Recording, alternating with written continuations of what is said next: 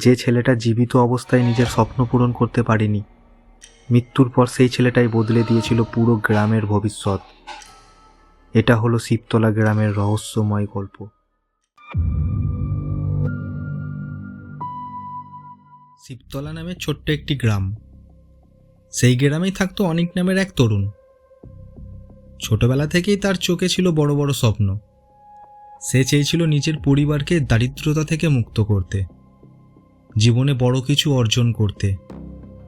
কিন্তু বাস্তবতা ছিল বড়ই কঠিন।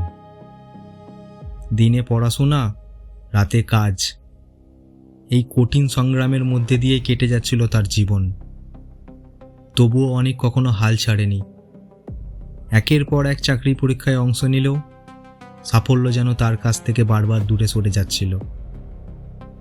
তারপর এক বর্ষার অন্ধকার রাতে শহর থেকে বাড়ি ফেরার পথে ঘটে গেল ভয়াবহ এক সড়ক দুর্ঘটনা। সেই দুর্ঘটনায় প্রাণ হারালো অনিক। অনিকের মৃত্যুর পর থেকেই শিবতলা গ্রামে ঘটতে লাগলো অদ্ভুত সব ঘটনা। যে ছেলেরা স্কুল ফাঁকি দিয়ে আড্ডা দিত, তারা গভীর রাতে বাড়ি ফেরার সময় শুনতে পেত এক অচেনা কণ্ঠস্বর, সময় নষ্ট করিস না। চারিদিকে তাকিয়ে কাউকে খুঁজে পাওয়া যেত না। একদিন গ্রামের কয়েকজন যুবক নদীর ধারে বসে নেশা করছিল।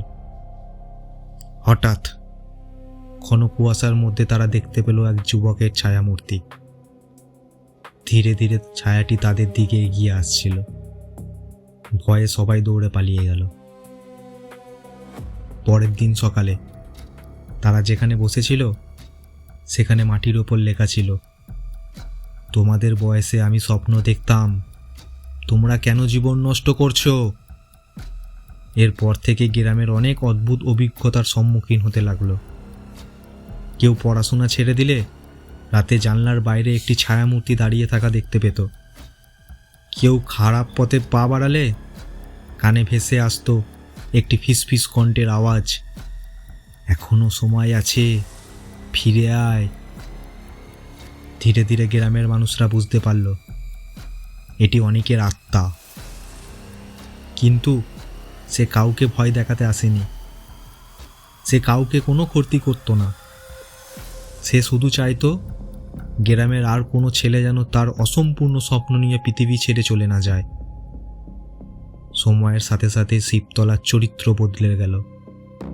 অনেক ছেলে পড়াশোনায় মন দিল। কেউ শিক্ষক হলো, কেউ পুলিশে অফিসার হলো, কেউ সরকারি চাকরি পেল। সবাই নিজের মতো নিজের করে দাঁড়িয়ে গেল। তারা বিশ্বাস করত তাদের সাফল্যের পেছনে আছে এক তরুণের অসমাপ্ত স্বপ্ন। এক তরুণ যে মৃত্যুর পরেও মানুষকে সঠিক পথ দেখিয়ে গেছে। আর আজও গভীর রাতে শিবতলার পুরনো বটগাছের পাশ দিয়ে গেলে কেউ কেউ নাকি শুনতে পায়, স্বপ্ন দেখ, হার মানিস না।